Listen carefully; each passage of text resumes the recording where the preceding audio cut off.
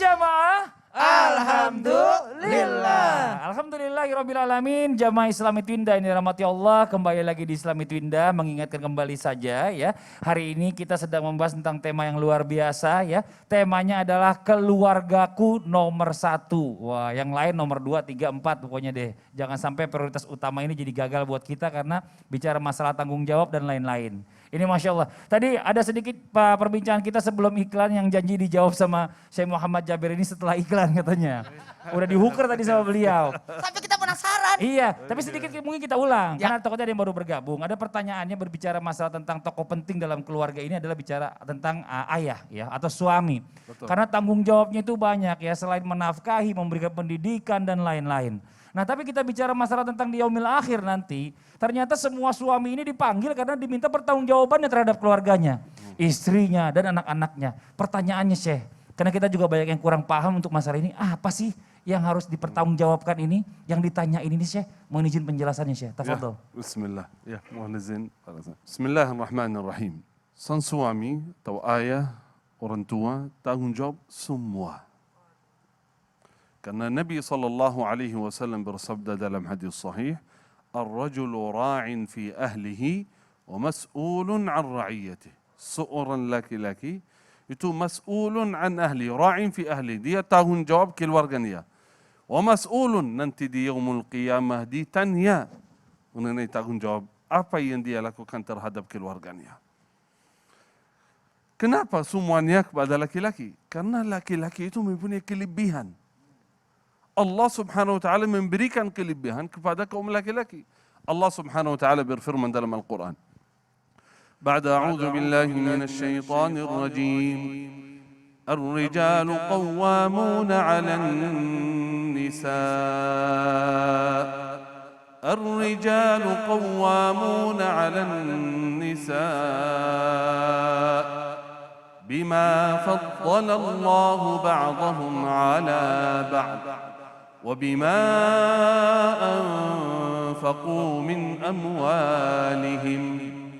Allah subhanahu wa ta'ala memberikan tanggung jawab kepada kaum laki-laki karena mereka mempunyai dua hal. Yang pertama, bima faddalallahu ba'dahum ala ba'd. Allah berikan kelebihan, keistimewaan kepada kaum laki-laki. Yang kedua, wa bima anfaqu min amwalihim, karena yang tanggung jawab nafkah istri dan anak-anak semuanya kaum laki-laki. Karena itu saudara, kita kaum laki-laki, hai suami, kaum laki-laki, Allah subhanahu wa ta'ala memberikan kelebihan, keistimewaan kepada kalian. Jangan sampai, jangan di antara kalian hilangkan keistimewaan, kelebihan yang diberikan oleh Allah subhanahu wa ta'ala. Jangan sampai di antara kita, khususnya yang mempunyai keluarga, dia angkat tangan. Artinya apa? Tidak melepaskan kewajiban. Malas, duduk di rumah, tidak mencari nafkah, serahkan semuanya kepada istri atau orang lain. Dia menunggu siapa yang menafkahi. Allah subhanahu wa ta'ala berikan kekuatan kepada kalian. Allah memberikan kelebihan kepada kalian. Berarti tidak ada seorang suami atau orang tua yang berkata saya tidak mampu. Mampu karena Allah berfirman, faddalakum, Allah memberikan kelebihan kepada kalian. Tinggal kita bekerja, berusaha, serta berdoa memohon kepada Allah subhanahu wa ta'ala. Karena nanti di hari kiamat, bayangkan saudara, ada ancaman dari Rasulullah sallallahu alaihi wasallam. Khususnya kepada seorang suami yang menghilangkan tanggung jawabnya, tidak peduli terhadap keluarganya, baik segi nafkah, mengajarkan agama atau ilmu atau lainnya. Nabi sallallahu alaihi wasallam bersabda, "Man mata wa huwa ghashun li ra'iyatihi lam yadkhulil jannah." Barang siapa yang meninggalkan dunia, wahuwa ghash, dia curang, dia tidak peduli, tidak memenuhi kebutuhan keluarganya, tidak mengerjakan tanggung jawabnya, tidak akan masuk ke dalam surga. Na'udzubillahi min dzalik. Berarti kita, Allah subhanahu wa ta'ala tidak mungkin membebankan kepada sang suami tanpa dia bisa mengerjakan kebutuhan atau mengerjakan tanggung jawabnya. Karena itu tanggung jawab Nia semua Nia. Mulai dari nafkah, mulai dari agama, mulai dari pakaian, rumah tangga, semua Nia. Khususnya menjaga istri dan anak-anak. Subhanallah, ada kisah, mudah-mudahan waktunya cukup, luar biasa. Bagaimana seorang laki-laki itu mempunyai keistimewaan. Salah satunya ini ada bukti dia. Dia bisa menyelesaikan setiap masalah yang terjadi di rumah. Karena Allah memberikan, biasa dia menyelesaikan dengan cara logika, hikmah. Allah berikan kepada kaum laki-laki. Karena biasa, mohon maaf tidak mengurangi rasa hormat kepada kaum wanita, tetapi biasanya kaum wanita mempunyai kelebihan emosi. Emosinya lebih daripada kaum laki-laki. Ada seorang punya masalah antara laki-laki dan perempuan, pasangan, istri dan suami di rumah. Punya masalah besar, sampai istri itu meminta cerai. Udah, saya minta cerai.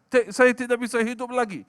Ini saya sudah sabar, sudah ini. Sampai teriak-teriak suaranya. Sang suami, mohon izin saya keluar dari rumah.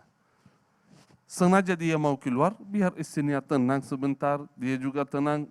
Nanti ketika tenang bisa bahas lagi, bisa menyelesaikan masalah. Tapi istrinya tidak izinkan.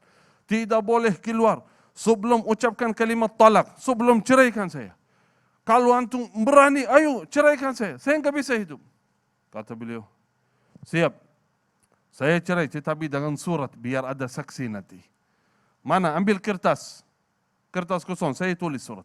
Dia ambil surat, tulis. Bismillahirrahmanirrahim, saya fulan bin fulan, suratnya, taruh di meja. Udah, ini surat cerai. Langsung dia keluar dari rumah. Setelah beberapa jam istrinya sedih. Baru tenang. Dia menginap di luar, hari berikutnya istrinya kirim. Mohon maaf, boleh datang lagi? Saya minta maaf, saya tidak jadi cerai. Dia datang lagi ke rumah. Ada apa? Mohon maaf, maafkan kami. Gak bisa. Sudah baca suratnya belum? Sudah baca? Belum. Saya enggak berani baca surat itu tersebut. Baca dulu. Ini enggak boleh karena sudah tertulis. Nanti ketika baca baru kita tanya Ustaz Syekh solusinya gimana? Karena sudah tertulis. Baca dulu. Perintah istrinya untuk bacanya. Ketika ambil suratnya, ternyata bukan surat cerai ini. Surat apa ya? Kata, saya fulan ibnu fulan. Saya mencintai istriku. Saya tidak mungkin bisa hidup tanpa istriku yang tercinta. Ini istriku dunia dan akhirat. Allahu Akbar. Istrinya menjatuhkan air mata. Masya Allah. Ini tanggung jawab sang suami yang bisa, peduli, yang bisa tanggung jawab semuanya. Semoga Allah berikan kekuatan Amin, ya bagi Allah. kita semua dan berikan hidayah taufik bagi kita semua dan berikan anugerah kehidupan kita menjadi sakinah, mawaddah, rahmah. Amin ya rabbal alamin. Nah sekarang kita lanjut lagi nih ya. Kita ada sebuah tayangan nih tentang video viral nih. Ayah meninggal setelah antar putranya lulus Polri. Tangis anak ini sangat pecah dan ini tayangannya.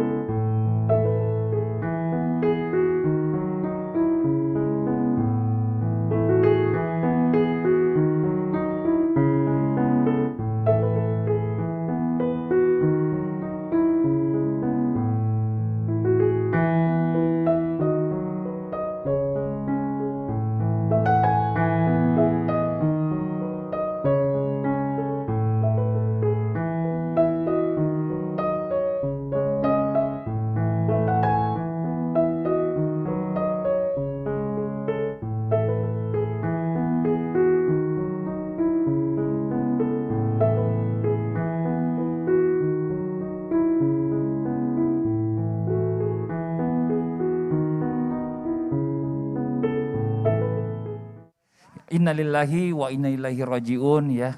Kita doakan sang ayah ini masuk ke surganya Allah karena yakin sekali ini orang tuanya pasti bangga karena perjuangannya ini telah membuahkan hasil kepada anaknya. Mudah-mudahan anaknya yang diperjuangkan ini bisa menjadi polisi yang baik ya, yang bisa bermanfaat buat masyarakat dan juga keluarga. Amin amin ya rabbal alamin. Nah ini Ustaz Syam nih, kita bicara masalah tentang kewajiban nih. Biasanya nih ya kita bicara masalah tentang istri dan anak. Banyak orang tua itu yang mengorbankan suami ya, segalanya untuk anak. Gitu loh, kadang-kadang sampai mengalahkan keinginannya istri. Udah anak dulu aja, kalau istri gampang lah, ngalah aja sama anak. Nah ini sebenarnya kalau kita bicara masalah tentang seharusnya gitu loh. Mana sih harusnya yang lebih kita perhatikan nih, istri atau anak? Karena anak kan kalau udah gede, hilang dia sama keluarganya. Istri kita yang ngurusin kita. Nah ini bagaimana nih yang harus dijelaskan nih, mohon izin.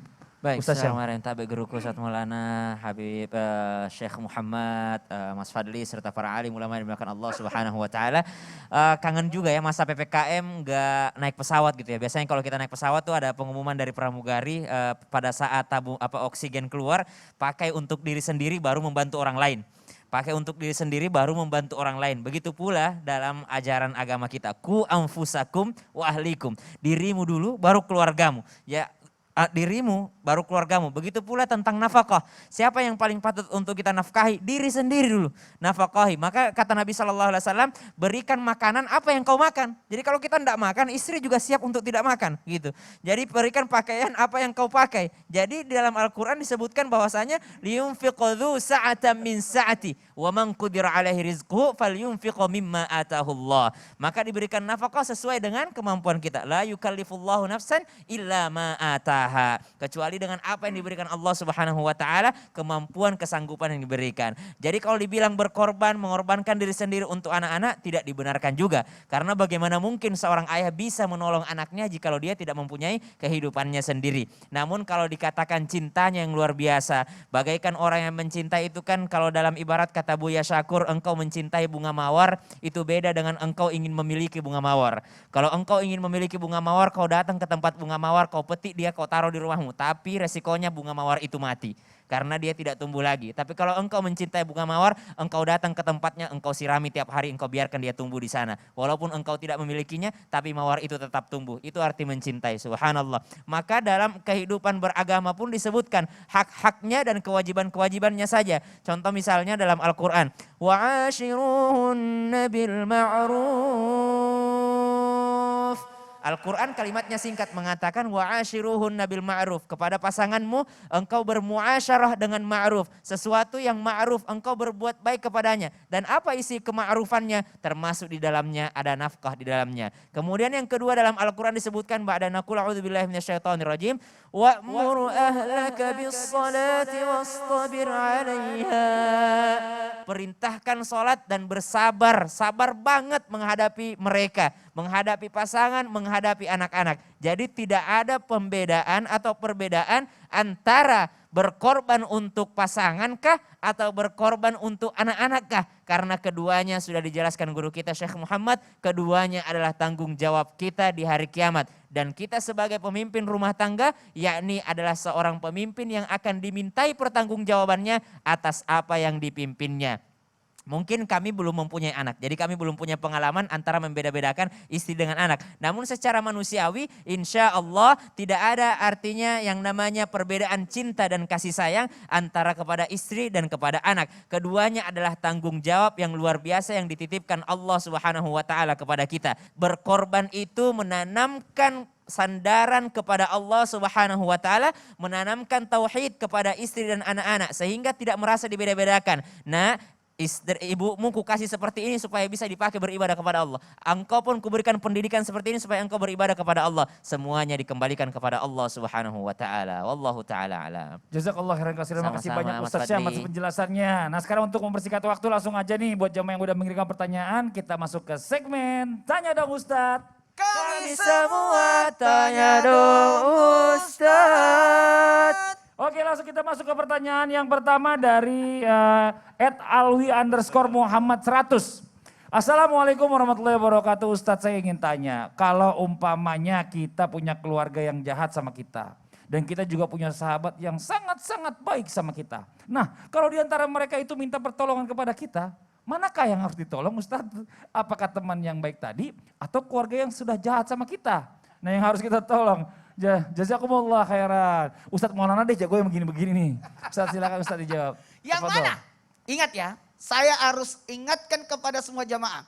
Ketika kita diberikan sesuatu, orang baik sama kita. Kalau kita balasnya nama apa? Balas jasa kan?